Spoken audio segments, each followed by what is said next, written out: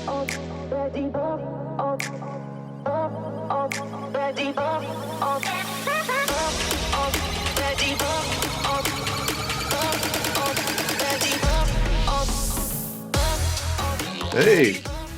Hey, Happy New Year.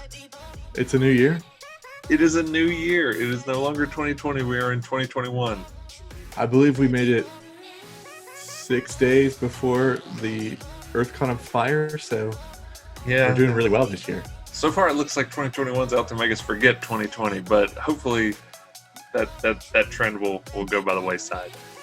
Welcome, officially, everyone, to Season 2 of Group Chat After Dark. We were not canceled by the network. Standards and practices did not take us off the air. You can't They fight did not. greatness. We talked a lot about penises. Our last episode had a really long joke about dildos. And we still made it. We made it through Season 2. So we've done a lot better than a lot of other shows. Well, and in the spirit of Group Chat After Dark, have you seen this recent story going around about this guy he's a cartoon character in, is it Denmark? And he has like a 30-foot long penis that he grabs onto things with, and it's striped like a candy cane. Yeah, and he can like retract it up into his body when he doesn't need it. So it's like he can lower it and release it and use it for what he needs, and then he can He kind of uses right it like back a up monkey's himself. tail, kind of swing around on branches and stuff. Yes. Supposedly, the goal of the cartoon is to promote positive body image in children. So, What's something disturbing is that, like, because obviously we talked about this in group chat. I sent that article.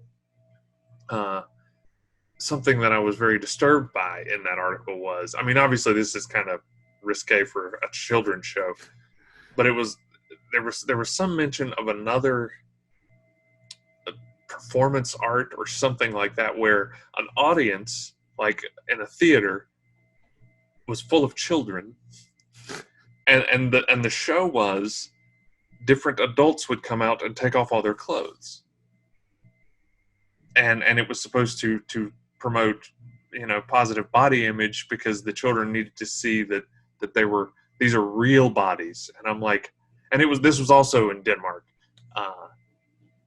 because I don't think that would fly here.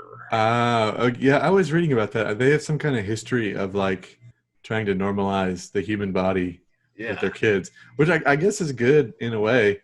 But it also leads nicely into our topic for today's show, because if you want to get away from having the mega corporations stick their penis inside of you, you can explore the streaming services that are available. And our topic today is streaming fatigue. What does that mean? Well, basically, it means it's actually subscription fatigue. And basically, people are getting really fed up with all their options for streaming services, and they're having to pay too much. It's getting to be too expensive because everybody's using at least 4 streaming services. The average American household subscribes to at least 4. But before we get too far into that, Michael, we got to take care of a little bit of business right up top. We got to keep the sponsor of the show very happy, because obviously we gave him 7 really stellar ad reads last year. So let's hit our title sponsor with a good ad read right off the bat to start off Season 2. It's funny you mentioned subscriptions, because our sponsor, Bombas, recently introduced a subscription service where you can have socks sent to you on a regular basis with a different design that's a surprise every so often. I don't know the exact cadence of the sending. I think you can customize that in your order. But it is a new service that they have, much like Stitch Fix or whatever you would do with the clothing that's out there. But Bombas is the top-selling product in the history of Shark Tank. I don't know if you knew that. I had not heard that before. Yeah. At least not 7 other times. And also, they will donate a pair of socks to homeless shelters in need, because, and this is a game changer, socks are the #1 most requested item in homeless shelters. So what you're telling me is, if I go to bombas.com and buy a pair of Bombas socks, they then donate a pair to a homeless shelter. Not only that, if you use the promo code GCHAD, GCHAD, After you click the microphone in the top left, you'll get a discount of $0.00. Really? What about free shipping? You will get free shipping as long as you pay for it. Oh, okay. I'm going to have to cruise over to bombas.com, go up to the microphone, and click that, and type the promo code GCHAD, and get absolutely no discount off my order. Yeah, you need to share this with your dad so that he can order his next round of Bombas socks that he loves so much. It was interesting. I was reading some of the Facebook comments about my dad's 40 pairs of socks he got for his anniversary in December. And people were asking if they were any good. And he said he loves the dress socks. The dress socks are his jam, but he will not wear them while he's welding. Apparently, sparks from welding will eat right through a Bombas sock. So there's a little tip for you out there. If you're looking to get some Bombas in the new year, don't wear them to weld. Yeah, if you're a hardcore welder, it's probably not the gift for you. Yeah, the dress socks anyway. I'm not sure about the other socks. Apparently, the dress socks are the ones he likes. So, gotcha. Just be forewarned. If you're going to get some, make sure you change them into some socks you don't mind getting holes in, because those Bombas are going to get some holes. Well, speaking of holes, I think we're going to transition into our topic today. I have one more thing, a very exciting thing that I need to reveal to you. Oh, this is exciting. All right, I'm ready. This is very exciting right before we get into our streaming fatigue. Well, number one, this is not really the reveal, but we talked about it in our last show. As you see behind me, I got a new chair. Nice. And it is very comfortable. I'm very happy with it. It is everything that the Amazon reviews told me it would be. But perhaps the most surprising gift that I received, you don't know about this. Nobody knows about this except for my family. The most surprising Christmas gift that I received was a video iPod. Nice. Oh, yeah. Oh, yeah. Oh, yeah.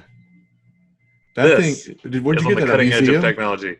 No, I got it from, it was actually, it was just junk lying around my house. I didn't really get it for Christmas, but I had to bring back our big video iPod discussion from the. Does it have any videos on it? I do not know. It's actually my wife's, so this whole thing has been a lie. Well, you really let me down. I really did. But now that we've got that out of the way, I think we can finally start the show. Well, I'm excited. We can't finally start. There's one more update we have to get. Oh, that's right. The listeners are clamoring for this. I have an updated total of Chick-fil-A membership points. I have crossed into the Ultra Premium Red membership, and now I have 1,660 Chick-fil-A points to redeem. Wow, that is impressive. You must really like Chick-fil-A. Well, so this all started when the pandemic happened, and my trust of public spaces went down incredibly. And Chick-fil-A introduced, you can go into their parking lot, and you just type in a number, and they bring your food right out to your car, and then you put your mask on, and you roll down the window, and they hand it to you in a box, so you're not even close to 6 feet close to them. And then you pick the food up, and you leave. So they were the only ones I would feel like were taking the whole thing seriously. And so pretty much like if I wanted to eat at a restaurant, it was Chick-fil-A or my house. So I will say I like the fact that, because we've used DoorDash a lot recently. We have some friends sent us a DoorDash gift card. So we use DoorDash, and there's times where I'm like, I don't, there's only so many options on DoorDash, and I don't want something fried or whatever, so I'll get like a nice salad from Chick-fil-A. Something I really like that Chick-fil-A does with their DoorDash orders is they seal them. Mm-hmm.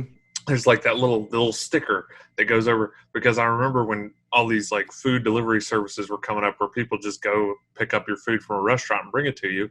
There were a lot of like memes and things online, and then viral videos of like, oh, I'm taking this DoorDash delivery, take me a drink of their milkshake, that kind of stuff. And people were kind of outraged. So I was like, Chick-fil-A, who, I don't know, they're on the cutting edge of this fast food thing. They're sealing their bags so that way your DoorDash driver won't necessarily open it up and eat a few of your fries on the way. Well, wait till you hear this. So I happen to live in a hotspot for Chick-fil-A's. So we get all the new tech before most places do. Chick-fil-A has their own delivery service now. Ooh, nice. Where their employees are driving the car to drop your food off, so it never goes out of a Chick-fil-A employee's purview. Will they still say "my pleasure" when They they deliver will. your food? Okay. They will. However, in the pandemic, I've been saying no contact, so they leave the food on my doorstep, and then they ring the doorbell and leave. When they So ring the doorbell, do you say "my pleasure"? I don't. I No. say my food's here, and then I open the door. All right. Well, thank you for that stirring update. I'm glad because we got to going forward each month. We're gonna have to get a new update on Well, your now totals. the universe is going to know how much Chick-fil-A I eat, and I don't know if I want that out there. It's only like people in Brazil and Germany and France and Do those UK. people know what Chick-fil-A is?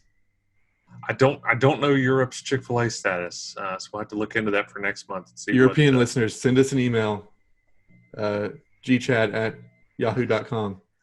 We want to know, do you have Chick-fil-A in Europe? I mean, we could probably Google it, but I think it's better to wait for the smattering of fans across the world Even in better, the send European us a countries. letter, snail mail, Oh, yeah, to to PO Box Todd Scott, P.O. Box 42, implant. care of G-Chad. Yeah, Do it. I like that. Okay, cool. All right, now we can finally talk about the subscription fatigue, the streaming fatigue. How do you feel about it? I have streaming fatigue. I just recently got really angry because Netflix raised their price again. Yeah, you were complaining about that last month. It costs what it costs, man. Netflix is the undisputed king of streaming services. How much longer though? They don't have anything good now. They lost The Office. They lost all the NBC shows. I will say, as far as original content, they are still. Now, not all of it's great, but Netflix is like now a distribution. Like it's also distribution. It's not just streaming. Like stuff's going directly there, and they're reviving things that were getting canceled other places. And so I don't know. I feel like Netflix it has a pretty good hold because I think it's definitely considered one of the big three of streaming services. I agree with As that. far as I think the article I was reading in prep for the show said it was like almost half of America, like 1 out of 2 Americans subscribes to Netflix. That's going to be which tough, is pretty though. good. Well, because when they saturate their market, what are they going to do? You know, I mean, because it costs a lot of. I think they don't still make money. They still lose money every month as a company. I need facts on that, Michael. I got to fact check you because you often told me that the Fast and Furious was the top grossing film franchise of all time. It is. It's being acquired by Netflix. No, it is not. It is being acquired by the dumpster because it sucks and it is trash. But regardless, I don't know Netflix's profitability. Something that I do find interesting about Netflix is they don't really release like ratings or streams or views. Yeah. So it's they have that list now they built in that's internal, Yeah. but nobody knows how that works. So one thing that I've always thought was interesting is like, especially because like we're talking about their content, their original show, their programs. They kind of have this formula now of like, yeah, you get 2 or 3 seasons. You don't really see a lot of retention after that. People start, kind of getting tired of it. So their shows get canceled after seasons 2 and 3. But they don't tell you how many people are sticking around. So it's like you don't know how well the show is doing other than, kind of your bubble of people that you talk to that also watch the show. But like nationwide, worldwide, we don't know what those shows are actually garnering as far as an audience other than Netflix is like, it wasn't enough.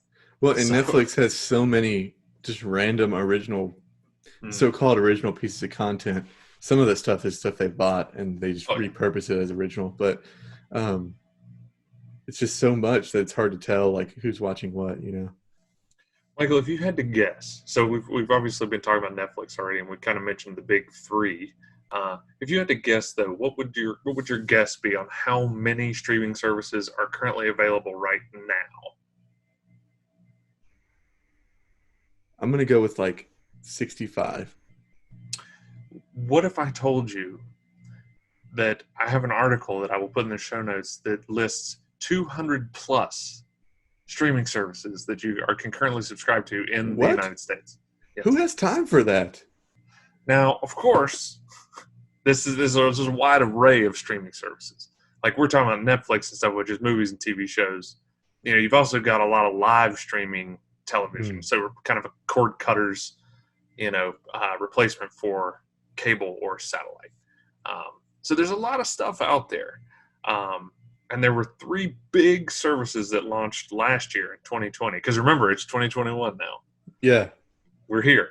Happy New Year. There were 3 big ones that launched. HBO Max, which was really, really fucking confusing. Yeah, because there's also HBO Now, or there was also HBO Now. There still is HBO Now. So originally, you had HBO on your. It was a premium cable. You could only get it if you had cable or satellite. You had it on your I had it on DirecTV, and it was about $15 a month. But it has good content. So once they got into streaming, they had HBO Go and HBO Now, which was confusing because they didn't really tell you. But HBO Go was if you had it as part of, you had access to it as somebody who had a part of your cable package. So you didn't have to pay extra, you just had access to it. HBO Now was a standalone. So for people like me that won't buy it through the cable. Right. Or people that don't have cable, but they want to watch Game of Thrones, they can get HBO Now. So then they announced they're coming out with HBO Max, and everybody's like, well, what the fuck is that? And is it new? Is it separate from this? Because it's it's basically all the Time Warner branded content. And it's basically, it's a new thing, but it's the same thing with more stuff. And we're also getting rid of HBO Go. Yeah. So you can still do HBO Now for some reason. Well, but it's the same content as HBO Max, so it's really, really confusing. Speaking of HBO Max, they're poised to take over the top spot of the streaming services this year. Well, and do you know why? Warner Brothers is releasing all of their movies there for the next year. Yeah. That would normally go in the theater. Yeah, well, you don't know you're not going to get the return out of theatrical releases that you would normally right now. It was never a guarantee anyway, but most theaters aren't open, and I think theaters are really, really struggling. I will not go. It's not something, I like going to the movies occasionally, but it's not something I'm clamoring for right now, and I would much rather watch them in my home. Yeah. And you're pause it? Yeah. Right. Like you're talking HBO Max. We watched Wonder Woman, right after it came out. It's still available, but they're also doing it timed. I didn't know Wonder that. Woman is available, I think, for the month of January, and then it's smart.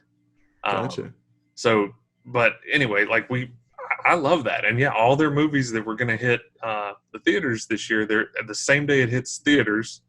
Because I guess worldwide, there places that aren't struggling as much as we are, their theaters are open, and you can still get some global box office. Ah, okay. New Zealand, they're pretty much Corona-free now. The New Zealand box office will be great, but so they're releasing them the same day that they hit whatever theaters they're hitting, and you can watch them for I think 28 days is their run. The precedent they set with the new Wonder Woman film, Wonder Woman 84. Which I heard is garbage, by the way, but we can talk about that a different time. My wife and I usually like these films, but we're also not hardcore comic book people. I didn't think about that. Yeah, they hate everything. Because I don't know the backstory of some of the characters that are introduced. And so, a lot of my criticisms or a lot of the criticisms I'm seeing about it are like, oh, well, they didn't use this character right, they didn't use that character right. And I'm like, well, could fool me because I didn't know who the fuck they were in the first place. Anyway, so HBO Max launched last year, huge amidst the confusion about what it actually was. But I think it's a pretty good service, actually. I really like it. And cord cutters have been trying to get HBO for years. So. Oh yeah. To be able to have it plus all the other Time Warner owned content. I mean, it's huge because of course, the Fresh Prince of Bel-Air was something that people were really wanting to stream, and it was on Hulu, I think, for a little while, but it got pulled because HBO was like, all right, Time Warner's like, we're gonna put it on ours, so it's got to come on. But anyway, I'm a big fan of HBO Max. Actually, I really like it. The second big streaming service that we got to talk a little bit about last month is Peacock. Oh God. That you're not a fan of. But interesting thing my wife told me this morning, she's a big fan of the Today Show. And every day this week, apparently, on the Today Show, they have had cast members from The Office on or something to do with The Office. She's like, every day they've had something. I was like, well, Today Show's aired on NBC. NBC, obviously, NBC Universal, they own it. They're really hyping this thing up. They're pimping out The Office. They're getting everybody, they're carting them out. And we're like, come on, we got to get more people signed up. I saw an article this week that was like, will The Office get a reunion show? Stay tuned. I hope not, because they're just diluting the product, and it's garbage. The last two seasons were already terrible. Yeah. There's going to be something. There's going to be something. And then, of course, it'll be, we have to have Peacock to watch it. But interestingly enough, what did you think of their first big exclusive clip that they released of the cold open from the finale? I thought it was good. I did not. Really? It probably comes from, I've never seen any of the Matrix films. What? I've never seen any of them. I have no desire to. Well, yes, that's exactly where it comes from. That's what they're making fun of. I knew what it was. It became such a pop culture phenomenon that obviously I knew what it was, but I didn't. And to me, it just went on way too long, and it was way past the realm of like believability, even for Dwight, because it's like it was just so. And I guess because it's a finale, it had to be the biggest Jim prank ever. But like to have like the guys in there dressed up like the agents, and you got Hank as, what was his name? It wasn't Morpheus. It was Dorpheus. He's Morpheus's brother. Yeah, like all that stuff, and then they're watching it from like the closed circuit, station. It was just, to me. Well, that was the fake company, Pennsylvania Solar Tech. Yeah. No, I know, but I'm just saying, like it just kept going and going. Like it was funny that like to get the cat, like the cat trick and everything was funny, but like I don't know, it just, and I was like, really, this is the kind of stuff you're going to release? It like that's all they got left. Greg Daniels was like, well, this is shit, I'm not putting it out. So, anyway, there's a Greg Daniels show we'll talk about when we talk about Amazon Prime. I haven't watched it, but I do want to watch it. So yeah, we'll chat about that. I'll tell you about that. It's good. And finally, rounding out the big three that were launched in 2020, Quibi. It's dead. You can't count that. It counts. It counts because I found some interesting things out. Now, Quibi, sucks. If you're not familiar with what it is, Quibi was like TV show, like bite-sized TV shows and movies. Yeah, so Quibi is short. It's short for quick bites. Yeah, exactly. They were meant to be. You could binge them if you wanted, or you could watch. You're like, I got a time to kill while I'm waiting on the bus, or I'm at the doctor. Whatever. When you got some time, you can watch a quick little episode of a show. And they were also designed interesting way to where you could watch them vertically or horizontally. If you turned your phone, your favorite, you got a different vertical angle. Video. Yes, vertical video is trash. I hate it. But I thought that was pretty cool that if you turn your phone, it'll use the accelerometer in your phone and it will give you a different view. That is cool. That's pretty cool. And there were a lot of big people attached, like, kind of heavy hitters attached to Quibi as far as like content creators and stars and everything. So I thought it was a pretty interesting concept, but I was like, I was feeling the streaming fatigue a little bit, and I was like, if I'm not gonna jump on it, I'm gonna let it play out and see what happens. Well, guess what happened? Less than 6 months after it launched on December 1st of 2020, Quibi shut down because I guess they just weren't getting. Oh, they were one of those Silicon Valley companies, right? So they started with a bunch of capital, which doesn't count as real money. Right. And then they weren't ever turning a profit. So the investors were like, screw this, we're getting out of here. Yeah. And so they sold it off for what they could and killed it. Well, Verizon was trying to send it to everybody who had a Verizon phone, unless you use an iPhone, but iPhone sucks, so I don't use it. So they pushed it to everybody's Android phone. And that really pissed me off, so I never used it. Yeah, you don't really like people messing with your phone. or just Um, telling me what to do. Like I don't want this app. If I wanted it, I would download it. yeah, and I get that. Um, what's interesting though is all the content that was developed for Quibi. Um, just actually this week, Roku has announced that they're picking it up and they're going to Oh, distribute it via their Roku channel. is that Um, the free one? yeah, it'll be free. And if you go to Quibi's website right now, it'll actually say Quibi is coming back, period, for free, period, something like that. Yeah, I went this morning. But anyway, I thought that was interesting. It's like, okay, cool. I waited. I didn't waste money on it. I don't know what the subscription cost was, but now I can check it out. However, I don't know. Maybe I can watch it on the Roku app on my phone and see about that, the different shots and everything. Because again, being a production nerd, I just thought that was cool, a different way to present content. I don't know if they all utilize that gimmick, but anyway. So those were the big three that showed up last year that made a lot of news. Some for good, some for not so good reasons. Um, but anyway, now we can talk about. Tell our illustrious audience which streaming services do you have? Well, I was going to run down because we kind of dropped the bomb of 200 plus right now. It's a That's a lot. lot. That's a lot of streaming services, and I mentioned like some are just for live TV. If you want live TV, so like your cable package, that you get the guide and everything, and you see what's on. You don't have to pick and say this is what I want to play, and then play something after it. You get access to channels. Um, you've got several choices there just for that, which is pretty interesting. You got Philo, Fubo TV, Sling TV, DirecTV Now, YouTube TV, and Hulu with Live TV. And there's And more. There's more than that. PlayStation. PlayStation's dead. Oh, I'm sorry. Yeah, they shut down PlayStation View because I used to have that. I had it before you have YouTube TV now. Uh, I had PlayStation View. It was a good service. I'm not sure exactly why, but they shut it down. I'm gonna say around last summer, but I'd have to look that up. Um, but that's several choices just for one particular type of streaming, and then of course the others we've mentioned are more premium A la content, carte. Yeah. a la carte. Yeah.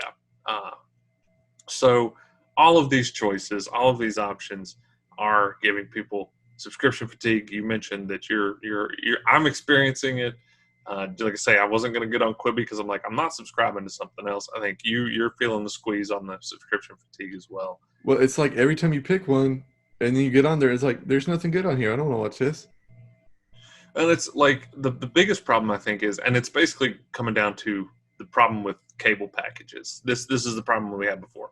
You want to watch a show that you really like, and it's only on this one channel, and it's on the most expensive tier of the cable package. Well, you're kind of locked in. You're like, I gotta watch my show. I don't want to miss it. So you do, and then you're paying $200 a month for cable that you only watch that channel when that show is in season. Yep. It sucks. We're getting there now because the fragmentation of streaming services. Everybody's trying to get their money. Well, yeah, because they've seen that it's a real stream of revenue.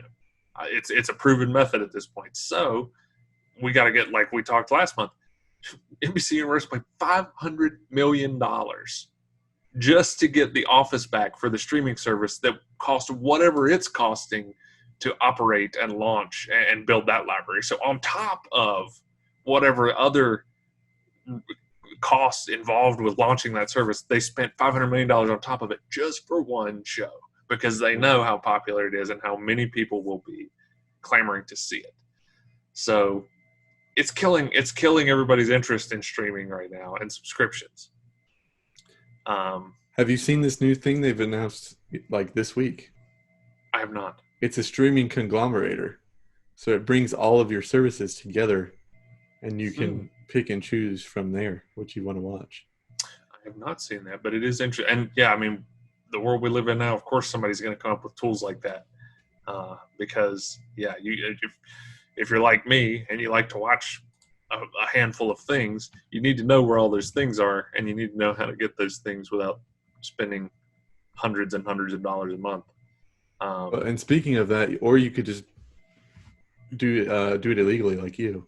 Yeah, I'm a bit of a criminal, but we'll get to that. That's not really criminal. It's just anyway.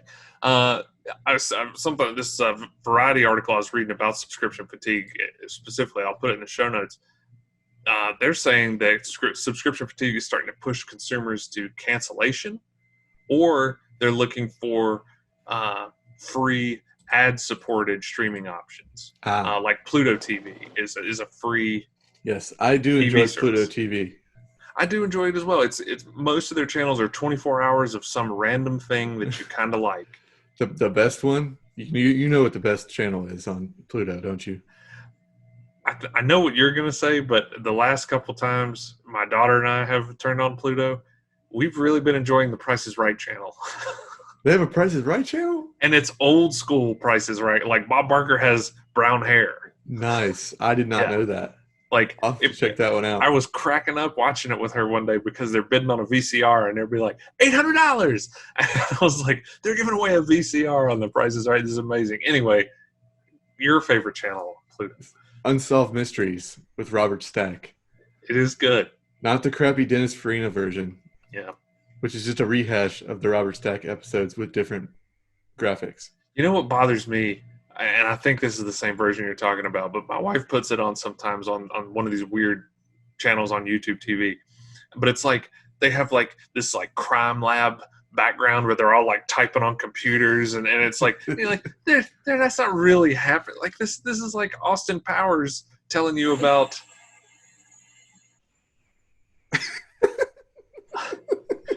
sorry, down here in the boiler room every now and then you hear noises like that.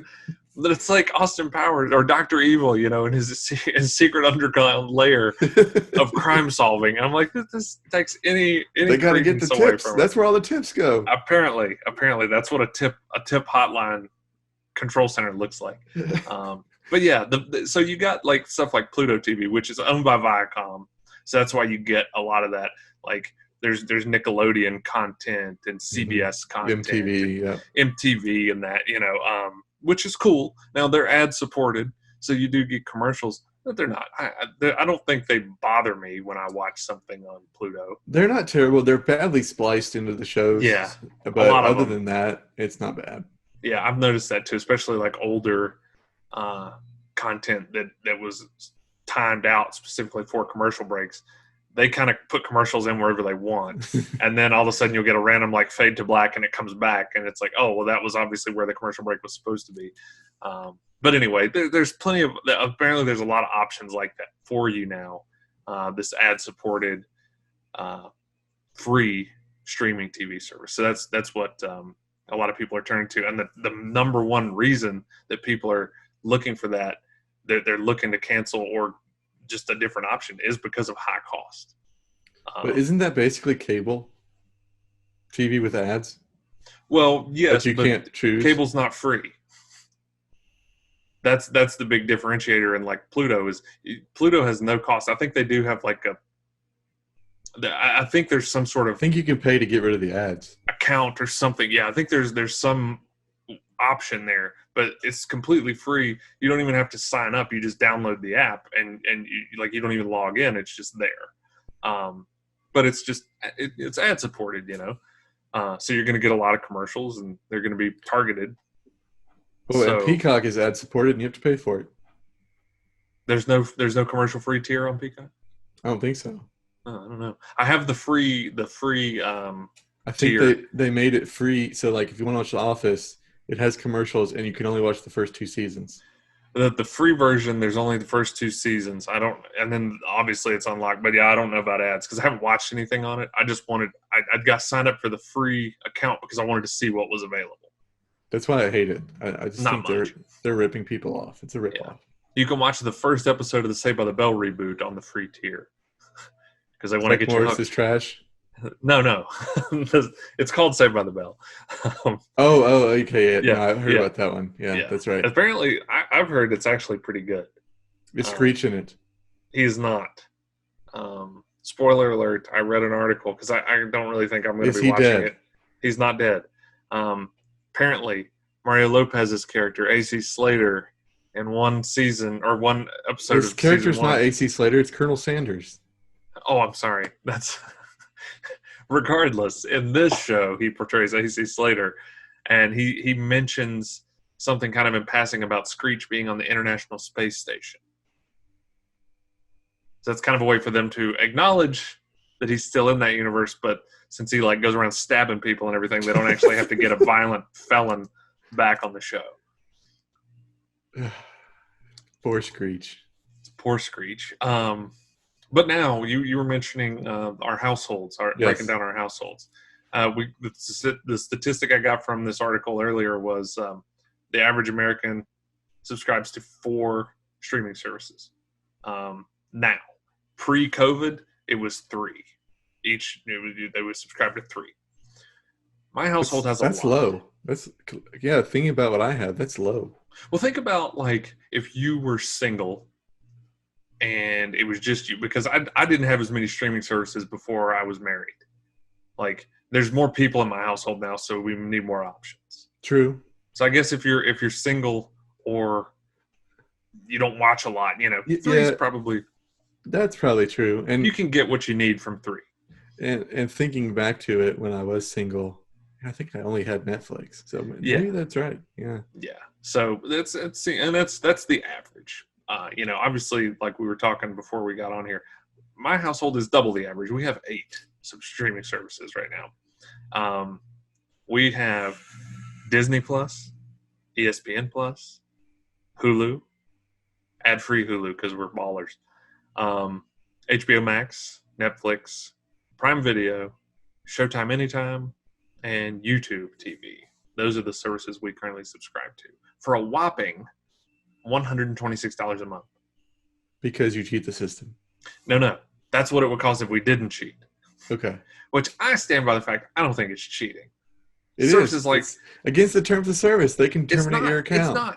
It's not though.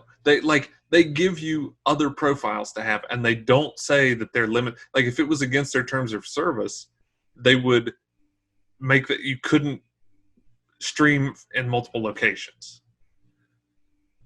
Because obviously they can track that. It's all connected to the internet. They'd be like, okay. Can't you only do 2 at one time? Isn't that the limit? No, you can buy, like our Netflix. I think we pay like $15 a month for Netflix. And that's right. You have the weird tier. That's right. It's like 3 screens or whatever. 3, you can have 3 streams going at the same time. Yeah. Because we share, basically what we do. I'm sure a lot of other people do this too. Netflix, we pay for Netflix, but we give the credentials to like my father-in-law and some friends of ours. So in return, they get Netflix for free, and my father-in-law, he has HBO on his Comcast, his cable package. So we get his HBO login. And our other friends. You should go in and mess with this algorithm and like pick like. No, we have our own profile. Because in this, give and take of the streaming sharing, I don't want to upset anybody and get my HBO Max taken away because I really like it, but we don't have it as part of our package or whatever, and I don't want to pay $15 a month just for HBO Max. So that's kind of our thing, and that's how we like the bundle that we have for Disney, ESPN, and Hulu. Some friends of ours have that. They get our Netflix, we get that. So really the only ones we pay for personally is Netflix, Prime Video, which is actually just included with my we're the same way. Amazon Prime, and then YouTube TV, which is the most expensive, but we really like YouTube TV. It's very good, but it does keep going up in price. It was $40 a month when we signed up. It's now $65 a month. But they don't just raise the price for no reason. They add channels. This most recent price hike was as a result of adding a lot of the Viacom-owned channels like we were talking about back because they had been gone. So I finally, after years, get Comedy Central and MTV and, all those that, not that I watch a ton of those, but it wasn't, I hadn't watched South Park in years because I didn't have.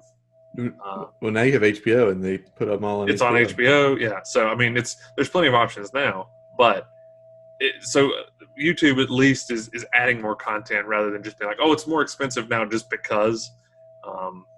So anyway, but yeah, so if we paid for all those, it'd be $126 a month. I don't know if you recall, but years ago when I was single, I ditched DirecTV in favor of PlayStation Vue because I was paying $143 a month just for me, one Wow. person, to And that's have just for cable, DirecTV. just for DirecTV. It was not internet, it wasn't phone, it was just to have satellite TV. And I couldn't justify spending $143 a month anymore. My internet plus cable is like 120. This was before the dawn of all the streaming. Like Sling was around and PS Vue. They were starting, they were getting there, but they weren't like widely known yet. Because I remember people when they heard that I had PlayStation Vue, they're like, "Well, that would be really cool, but I don't have a PlayStation." And I was like, "That's the thing, though. It's confusing because you don't need one." Like I had one at the time, and that was where it looked the best. It was a really nice interface and everything, but you could have signed up for it. Like anybody could sign up for it, but it was just that kind of brand confusion of, oh, well, you can only have that on this platform. And I think some people thought like the same thing with like Sling. You needed a Sling box to. Yeah, because there was a similar product, the same thing called Slingbox, where you could watch your TV in a different location. Yeah. Your local channels you could sling to another location. Right. And that confused people. Yes. So that was kind of the weird limbo territory of they were just getting started, and like I jumped on it. So apples to oranges here. How would you rank your top streaming services? What would you say your top 3 are? I would go probably in my house right now is YouTube, HBO. Now I'm gonna have to bump HBO out. I think that's for me. I use HBO more than my wife does. So top 3 for us is Disney, YouTube, and Netflix. I could see that. Most people with kids say Disney is up there. Mickey Mouse Clubhouse on demand, 24 hours a day. It's fantastic. And I mean, I like a lot of the stuff on, like we want to watch that new movie Soul. We haven't watched it yet. We like it's got a lot of Pixar stuff. So we tend to watch things on Disney as well. But for the most part, I'd say daily use, those are the 3. We use YouTube TV every day. Netflix for like Schitt's Creek. And we really like that show. And there's a couple other Netflix shows that we're like, we watch The Good Place on there. So anyway, those are probably our top 3. What about you? Well, number 1 is Netflix, with the caveat being it's going to change this year because I usually just put The Office on whenever I'm looking for something. But I really like that it doesn't have commercials, which is nice. So we'll see how that changes. But Netflix is still number 1. And then it's kind of a toss-up from there. Probably number 2 is Hulu for like current content stuff. I still have regular cable, so I get a lot of the stuff on these streaming apps or whatever for free through my cable. I just sign in with my cable provider and it sends me a lot of stuff. So for me, number 3 is probably ESPN because I watch a lot of stuff on there, and it's cool to get the out-of-network or the out-of-area stuff on ESPN. So that's probably the top 3. Yeah. I don't have any of the live TV services. I still have it through Verizon just because it's cheap. Yeah. They have what they call like a skinny bundle that you can get. I was gonna say, if you don't mind, what is your current? Because I did some due diligence with some other cable and satellite providers. I didn't do Verizon though. So what is your cable? So cable only $65 a month. Okay, so that's exactly Verizon, YouTube TV. Yeah, I have the Verizon Sports package. So they give you a bunch of extra sports channels that you don't normally get with the basic tier, which is like $40 a month or something. Gotcha. So now that we're kind of talking about that, I did look at the other providers just to see what they had to offer. Because like we were talking, $143 a month for me. That was crazy. A lot. It was a lot. And like I say, I had HBO on there. And that was not necessarily a canceled, like now, if you have HBO and you only watch Game of Thrones, which that's a bad example because it's not on anymore. But back in the day, you could sign up for HBO while Game of Thrones was in season and then cancel it. Right. And then sign up for the next season because, that way you're like, well, because you could do that. You couldn't do that with like DirecTV. You couldn't call up and be like, well, I need you to drop HBO. I mean, you could, but you were still going to have to pay that overlap. It was prorated. So, basically with a standalone, you could cancel anytime, no charge, and come back anytime. Just start your, reactivate your account. Cool. Um, but I had, a couple boxes and things like that. Right now, the highest tier package you can get with DirecTV is $135 a month. And that's everything. That's like all their offerings, all their premium movie channels, blah, blah, blah. Wow. But then you start, of course, like anything else, the nickel and dime of, well, there's the service fees, there's the equipment, because you don't own that equipment. No, it's rented. With like, and it's the same way with cable providers, not just satellite. You rent that equipment, so there's a monthly charge for that. Plus, so if you need 3-4 boxes, that's an extra, $100 a month. Yeah. Yeah, I got one. I have one box, and it doesn't have a DVR, so it's like the cheapest box you can get. It's like $5 a month. And that's because that's the thing. Yeah, you can get the box with no DVR, but if you want a DVR, yeah, I guess I should clarify. So my service only bill is $60, and then I pay $5 for the box. Sure. Yeah, but that's the thing. Yeah, there's all these, and that's what people started getting tired of. There was the service charges and the equipment rentals and the extra fees that you get from cable and satellite providers. Because they won't let you can't buy a DirecTV box. You rent it, which is dumb. But so the whole time you have that service, you're paying for that box every month. That's same thing with Dish Network. Their highest tier was like $95 a month. Their lowest tier was $60 a month. And then Xfinity, which used to be Comcast, their highest tier was $120 a month, and their lowest was $80. Now those also, like I told you prior to, with Xfinity, it's bundled with internet. You can't, I guess, you can't just get TV. They must not put the TV. The TV and the internet must come through the same stream. Yeah, so that's why their lowest tier was more expensive than both DirecTV and Dish Network. I'm sure you can get bundle packages with them as well, but that theirs were already bundled. So anyway, that kind of breaks down, like, if you, let's say you go back to DirecTV, you want all their channels, $135 a month on top of whatever other equipment fees and rentals and all that. That $126 a month for all these streaming services is not that bad because there's no hidden fees there. Right, and you can cancel whenever you want. You don't have to wait a whole year. When you get tired of one, you just drop it. Mm-hmm. So I am obviously very entrenched in streaming culture. I have loved it since the onset. Like the first time I ever streamed something on Netflix was for my world cinema class. I needed to watch The Treasure of the Sierra Madre, and there was nowhere available to rent, but Netflix had it online. It was a fledgling program. They had like 20 movies, and that was one of them.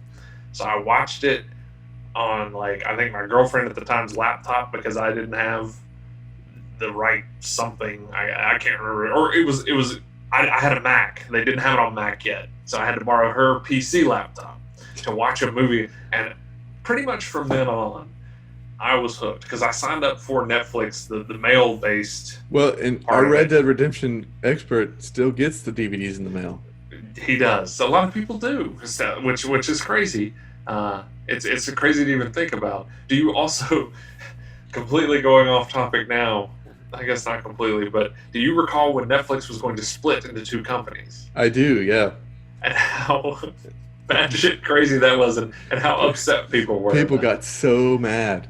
I can't remember. I think one of them was called Flickster. Yeah. And there was, I can't remember what the other one. I think the online part was still Netflix, and then the mail part was Flickster. Yeah. And it was so confusing because I remember getting the email about it, and people lost their minds.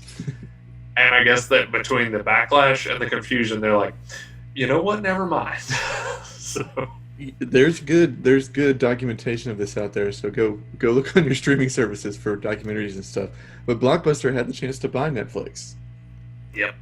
Blockbuster, their hubris got the better of them. For our millennial viewers, Blockbuster was a store where you could go to rent movies, and they would hand you the movie, you take it home and watch it, and then you'd have to take it back. I gotta say, as a child of the 90s, I loved going to a video rental place. Oh, yeah.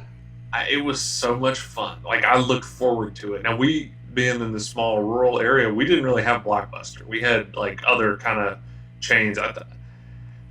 We had like Hollywood Video. Yep, we had one of those. We had Movie Gallery, Movie Stars, Movie Gallery. We never had a Blockbuster. So I never was a Blockbuster member. But I mean, when it was like a Friday, I get off the bus and my mom's like, "Oh, we gotta go to town." I'd be like, "Can we please go to whatever movie rental place was hot at the time?" And because I could go and I'd look for movies, or I could rent a game, and like it was just the coolest. And just every something about those Blockbuster, places. every Blockbuster I ever went in smelled exactly the same, and That's, I don't and know why.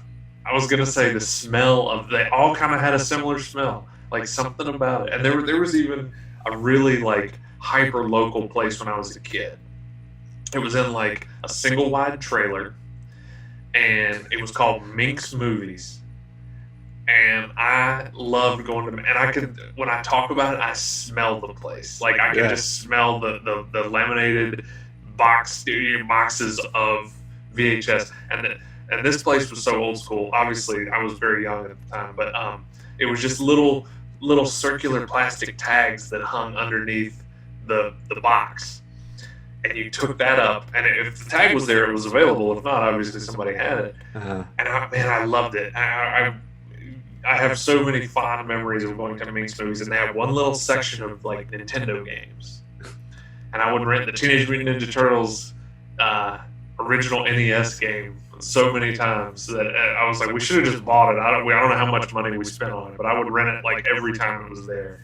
And yeah, just something about a movie, going to rent a movie.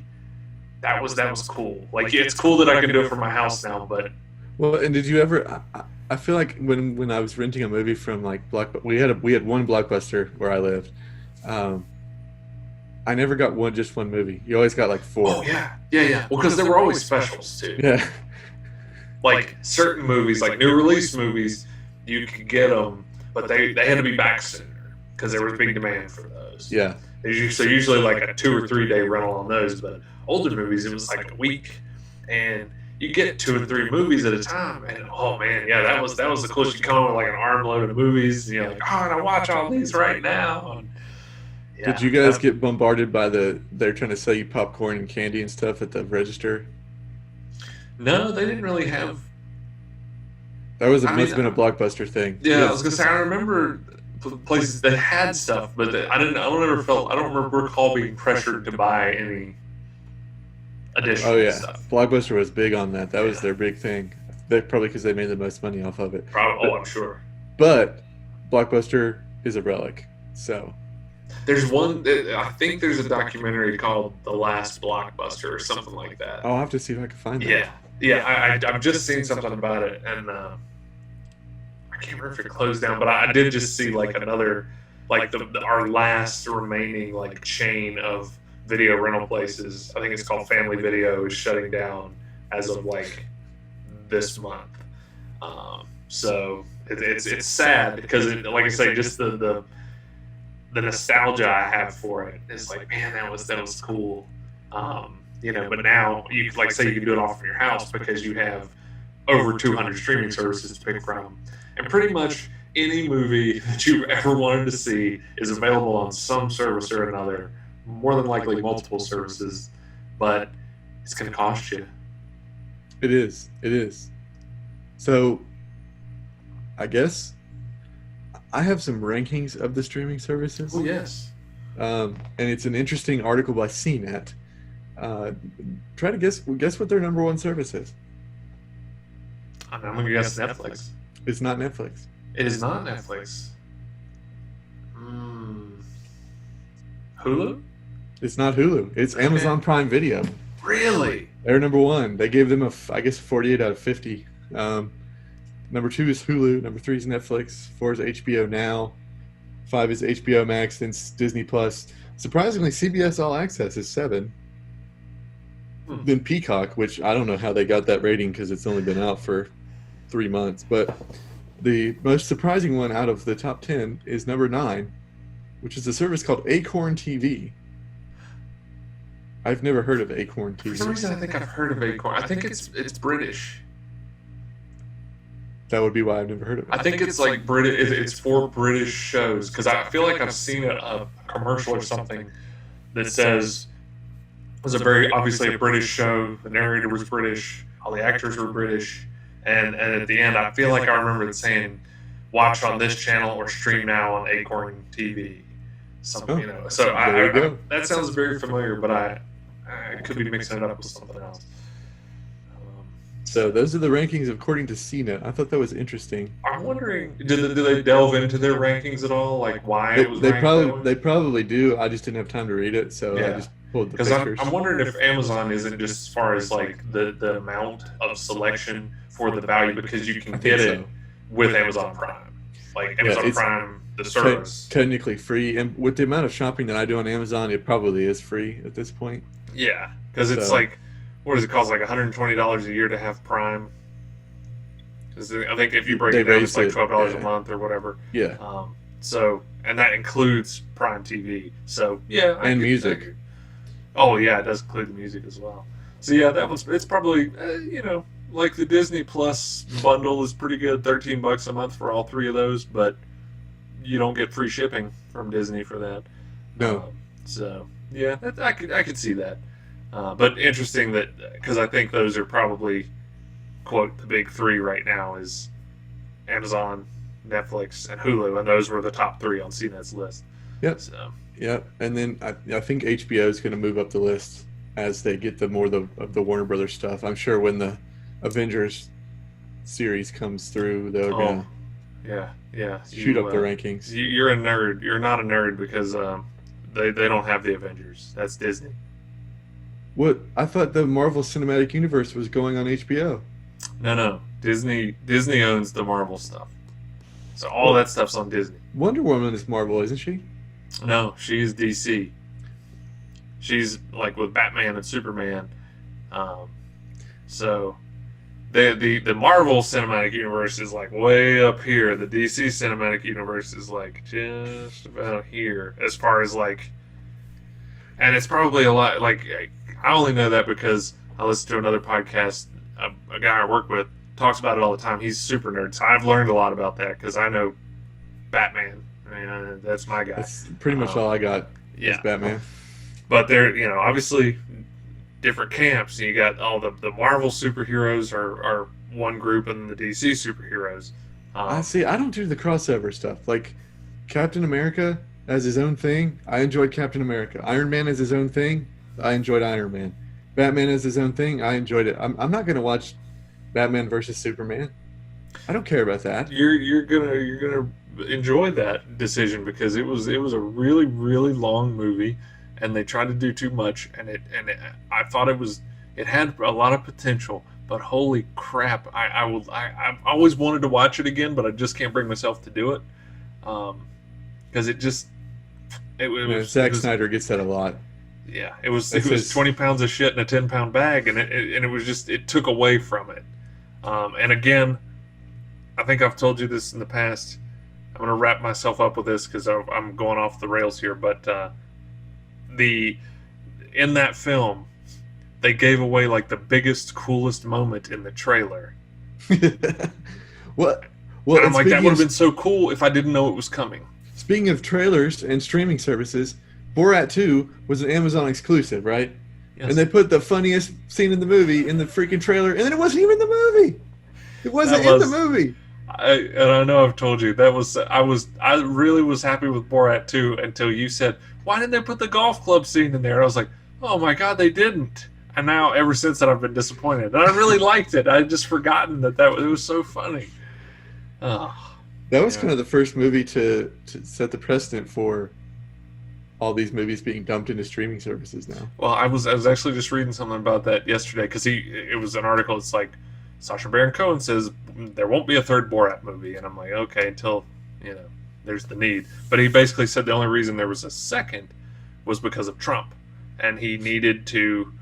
He wanted to. He's like, Borat will be perfect for this premise, and I need to. Like, he had no desire to, but then that happened. He's like, okay.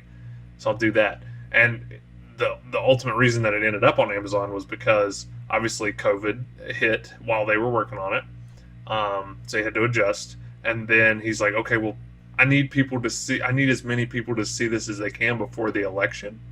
Ah, And he's like, that's why. He's like, that was what it ultimately boiled down to, was that the Amazon deal, because that way, the day it came out, as many people that wanted to see it could see it that day, and it was literally right before the election.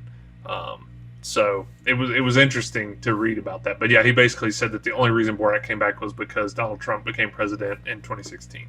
So I just thought that was interesting.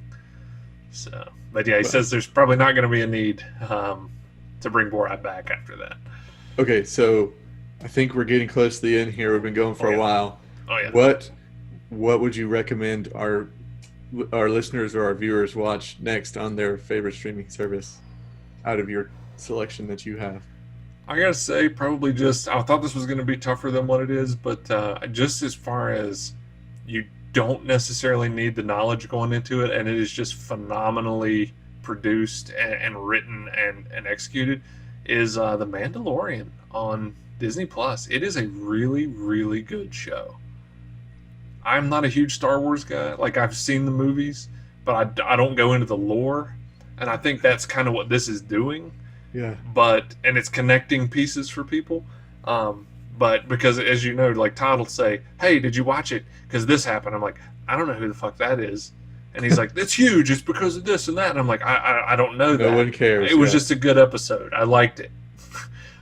So even if because my wife is not a Star Wars person at all. She's seen some of the movies, but she hasn't seen all the movies. She's just that's not. good But for her. she really likes The Mandalorian. We both really enjoy that. So I'd say, just as far as, like, and it's only been 2 seasons, but as far as from start to finish so far, everything on about it has been really, really good. So quality is just off the chart. Do you think they're only gonna give it like 3 seasons and then kick it? I don't know. There was speculation that it was already done after this season, because there was a little post-credits scene after the final episode that was teasing a spin-off series. Spoiler alert! Spoiler alert! Well, I'm not saying anything about it. I'm not saying what it is, but it was basically saying there's another series. But people took it as, oh, this show is done, and this show it's not going to be called The Mandalorian anymore. It'll be called this, and it kind of, the focus is going to shift. But no, they're like, no, this The Mandalorian will continue. The Womandalorian. The Womandalorian, yes, yeah. So anyway, I would, like I say, just my recommendation of all the things. It's really good. What would you say from your favorite streaming service? So, it's going to be one I just watched recently. A little bit of backstory. I have a random. My dad's, like, for some reason, weirdly, his favorite movie is Karate Kid. So I've seen it like 16,000 times, and so they brought this show back when YouTube had their own premium streaming service called, I think it's called YouTube Premium. They redid the Karate Kid narrative from the perspective of the bad guy, Johnny Lawrence, and it was called Cobra Kai, which was his gym. It didn't do so well on YouTube because nobody bought that one. So Netflix bought it from them, and they put a 3rd season out. So they did 2 on YouTube, and Netflix released the 2 on Netflix, and everybody was like, "Oh, this is really good." So they commissioned a 3rd one and got it in the can before COVID hit. So it was all done. And I watched it the day it premiered. I watched every episode on Netflix New Year's Day. So that would be go watch Cobra Kai. It's really good. It's got a lot of nostalgia in it. The guys, a lot of people have been recommending it to me. They look exactly the same as they did in 1983. So it's really interesting, but it's kind of campy, but I think in a good way. Well, yeah, and it's got to be, I think, to kind of to stay in the vein of the Karate Kid. You wouldn't want it to be like right. Not kind of campy, because it was serious enough, but it had its moments. It was an '80s movie, that was how they were done. Something interesting, because my supervisor at work was actually just telling me I need to watch it. You should watch it.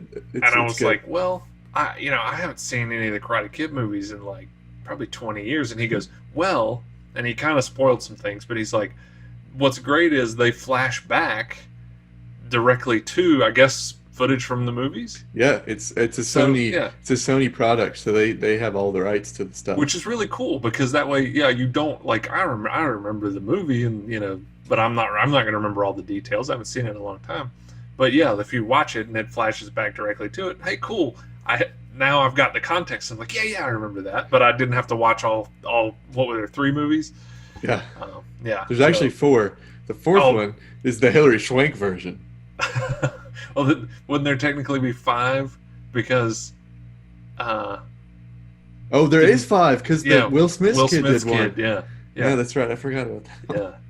Yeah, because I thought that's what you were going to mention. I forgot about the Hilary Swank version. So yeah. But anyway, cool. Well, so there you go. Look for Cobra Kai on Netflix and The Mandalorian on Disney Plus. That's 2 of the over 200 streaming services you have to choose from. Just pace yourself because it's easy to get fatigued. And angry at how much you ended up paying when you could just block cable. If you had to cancel one right now, what would it be? That I pay for? Yeah. Oh boy, that's tough. Because I use them all pretty equally. I mean, if I had to cancel one of them, it'd probably be Amazon, but I can't really cancel it. Yeah. I don't know. I think... Because I feel like all of the stuff on Amazon is also all on Hulu. They're like the same. Yeah, there is a lot of overlap between like Hulu, Amazon, and Netflix. You do see a lot of the same stuff there. Yeah, I don't know what I would cancel. Probably Amazon, because it's probably... We watch The Boys on there, and that's really about the only thing that I watch on Amazon. The Greg Daniels show is called Upload. It's fantastic. Right, I forgot, yes. That would be a close number 2. Yeah. Okay, because I wanted to watch it. We've got so many shows going that I haven't... We want to finish some before we start something else. So it's kind of in the backlog right now, but... It's I think each episode is an hour. So no, I think it might be 30 minutes. So it could be on the list to get through pretty quick. It's really neat. It's about the future and what the vision is when you pass away. Yeah, I like the concept. That was the first time I ever heard about it. I was like, it's an interesting concept. So I like that. And then when I found out it was Greg Daniels, I was like, well, I like The Office, obviously. Why not?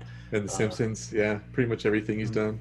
Simpsons trash. Simpsons did it. Well, I think that's going to wrap it up for our season 2, episode 1 of Group Chat After Dark. How do you feel? Episode 1, The Force Awakens. The Fart Awakens. Oh, that's right. Yeah. Revenge of the Farts. Revenge of the Shit. Oh, yeah. Classic. So, I mean, I feel like we... I'm David.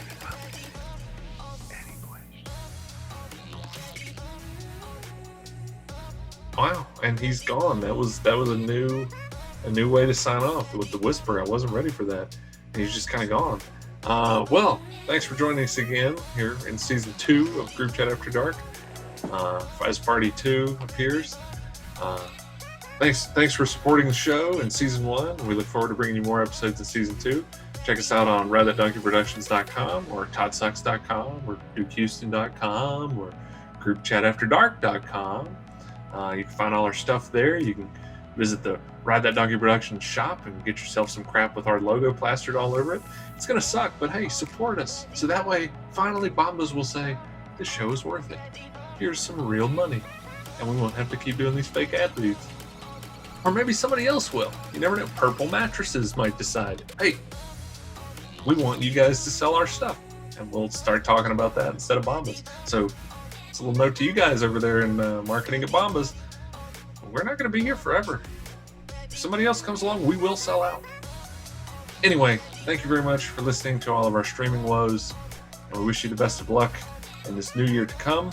We'll catch you next month on Group Chat After Dark.